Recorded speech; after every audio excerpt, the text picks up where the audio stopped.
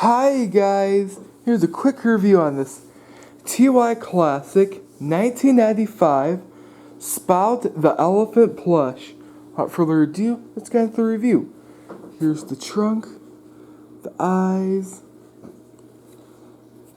there's the tag, that's the back of the tag right there. This is the tush tag. The back reads Tie Inc. Copyright 1995.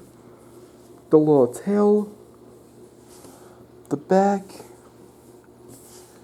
that side, other side, there's the top, and then there's the bottom.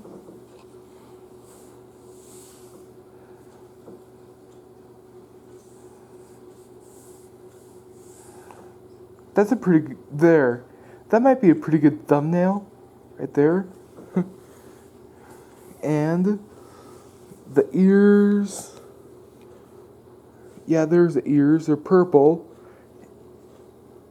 and gray, kind of cool.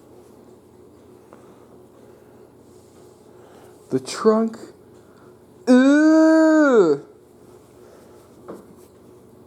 mouth, there's the neck right there, and